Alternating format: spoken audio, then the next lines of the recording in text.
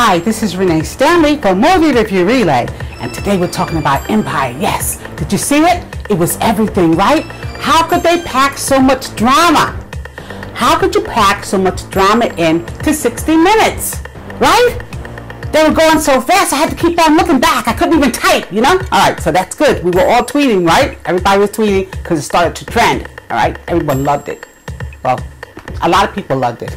Okay, so how it broke out when Freda tried to shoot Lucious because the crackhead sister of Cookie said to Freda, "I'm surprised to see you at the Ace Awards after what Lucious did."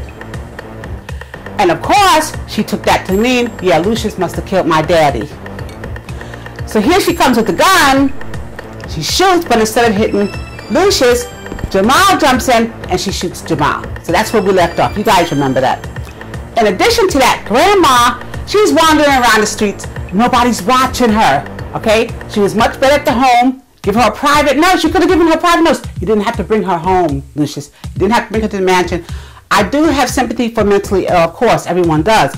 However, if you're trying to run a business and she's a loose cannon, you have no other choice. But have somebody watch her. That's what I'm saying. She was loose in the streets. And Grandma talked so much. Grandma, take some things to the grave with you. You don't have to say everything. Please don't go back and tell all my business that I'm trying to hide. Here you go. All right. And you have to love Jamal. The reason why you have to love Jamal is because he saved his father after his father said such vile things to him. He said things that were so vile, it was almost as if he was throwing him in the garbage can again. That's how mean he was. But Jamal is this beautiful, kind young man who saved his father's life. Basically, you know. All right, so when the finale opens, you see Jamal in the wheelchair because remember he got shot. They're having this beautiful party for him. Wonderful vocalist. All you guys know Timbaland. He does all the music. He's wonderful. So I've always said that the music is great. Okay, so here's the vocalist. They have a Terrence Howard character playing the piano. I don't think he plays that well. But anyway, so he's playing the piano. They have the whole family in the room. And you would almost think they were this normal, happy family. And they still are normal. They're not always happy. But most families are not happy. You have a lot of families that are dysfunctional. Some of us know that, and some of us don't, because some families will hide it. Unless you're really close, you gotta live with people so they can take off their masks and you can see what's underneath. But yeah, a lot of these people are not really happy. However, they look like a happy family because everyone's so happy to see Jamal home from the hospital. Such love, it was beautiful, okay? Now, Laura and Hakeem are planning the wedding. Here comes Hakeem's future in-laws over. And I have to say, she's beautiful, the family's beautiful, but I didn't like the snobby air. This happens all the time. If you ever have gone to a wedding or been involved in a wedding, there always is an argument between the families of the bride and groom, who's coming to the wedding and who's not. That's a normal thing. All right, so Laura doesn't want the hooligans and the hoodlums and the hood rats, or whoever they are. She does not want them coming to her wedding, and neither does her father. All right, so Sean wants to come. He's a hoodlum. He fits in that category. And so I dare say that Lucious is probably paying for the whole thing, but it doesn't matter. Okay, we're going to honor their wishes, fine. All right, so the wedding is the most beautiful wedding on television. I had said that about the Scandal wedding, I know. But the Scandal was there were older people. It was a whole different thing, you know. This was very flossy, you know. They had a lot of flowers. You couldn't even count them. They had so many beautiful flowers. They had molding all over the place. Just a beautiful presentation. The hall that they had in was just gorgeous. Okay, everything was wonderful. But here comes Shine showing out. And in the middle of all of that, you do have the FBI agents who are trying to get Anika to testify against Lucious. Anika, prior to the wedding going down, pretended like she was going to jump off the balcony. Now, anyone who studied Anika's character, that's not her character. She's a little bit stronger than that. Very vicious woman. All right, I remember her from the beginning of the series and driving around Laura, pretending like she was an Uber cab, you know, car company. Okay, but anyway, so she's pretending that she's going to jump. I knew she wasn't going to jump. But it was a good chance for Cookie to get her Emmy nomination because Taraji is such a wonderful actress, and she was crying. She's so beautiful, you know, the whole thing. You gotta love that scene. It was good for that. It was good for that. But other than that, no, that's all that was for. We knew she wasn't gonna jump. All right, that's okay. So, all right, so Jamal is depressed when he comes home from the hospital in the wheelchair, and he says, I'm not gonna sing again, never. I'm never gonna sing. And then Lucious goes to the jail to see Freda, yeah, the same one who shot Jamal. And he figures she can give him inspiration to sing again. So Lucious takes out his recorder inside the jail and starts to record our girl Freda. And then Freda does some inspirational rap, whatever it is. And of course, 5 minutes later, Jamal is singing. I love to hear him sing, so I don't care. But I heard some of the comments. Some of you guys are jealous of him. Stop being jealous of Jamal. Okay, stop it. All right, and right after the family gets together for this gathering, when Jamal is in a wheelchair, yeah, Anika and Rhonda have a fight, and Rhonda punches pregnant Anita so hard, Anita starts to bleed, like nose. I guess she broke her nose, or maybe whatever happens when your nose bleeds, maybe. All right, so her nose. Very tender moment with Lucious and Cookie, and they start to reminisce. They talk about the wedding a little bit, but he's, you know, Lucious is always flirting with Cookie. Yeah, he wants that. Yeah, he wants her back. But Taraji's so beautiful. Who wouldn't, right? Okay, so Lucious is always being teased about gaining weight, and Terrence Howard has gained weight. It's very noticeable. People say that about me too, by the way, but it's okay. But they compare your other videos to your current videos, and they say, oh gosh, you know, you gain weight. That's what people do. That's fine.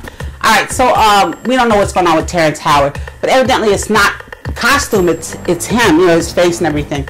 And they keep on making reference to it in the script. So I don't know if that's going to play into the line, or I don't know if that's going to play into the storyline or whatever. But yeah, they keep doing that. All right, so in this episode, the finale, we learn how Lucious's father died. The writers have added that parallel story to everything. It's a flashback. You see Lucious hiding as his father is confronted by a man. When Lucious's mother looks at this young man, or this man, he's not, maybe he might be a little bit younger than Lucious, maybe, but he looks, yeah. So Lucious's mother looks at this man and says to Lucious, because there's three of them are there. There's more people in the room, but the three of them we're focused on. She says to Lucious, what is your brother doing here? Your half brother, or whatever it is. All right. So of course, Grandma, some things you should take to your grave. You don't have to tell everybody everything. It's okay to take stuff to your grave. Grandma Lucious, please be quiet. Okay? We didn't mind you being mentally ill. That wasn't a problem. But some mentally ill people that talk about gibberish, they don't talk about family business like that. When you talk about family business instead of gibberish and you're supposed to be mentally ill, you're probably not mentally ill. That's what that probably means. Alright? So if you're talking about gibberish and you're mentally ill, you probably really are mentally ill. But if you're talking family business, then you probably got good sense. You're just being mean. We're going to go back now to the finale. And Shine has screwed everything up.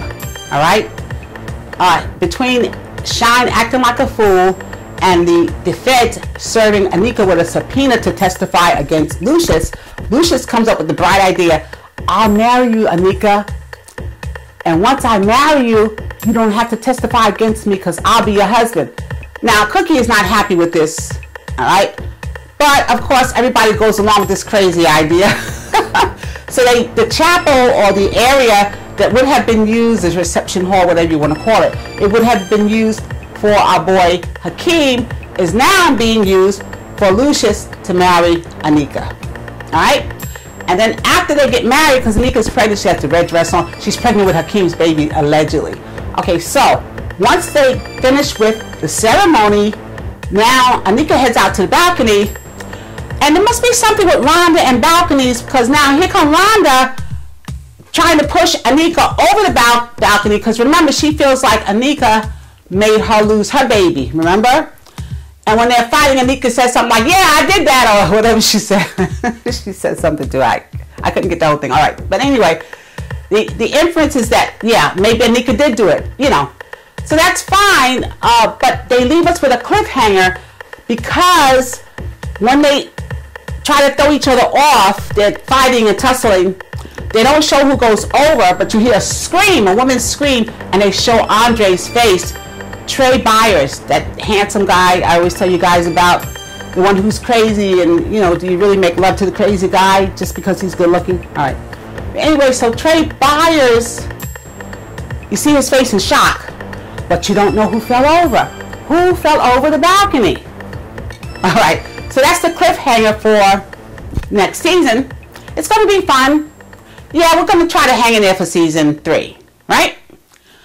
All right, so in the meantime, you have a wonderful summer. You guys can join us for other stuff. We do movie reviews.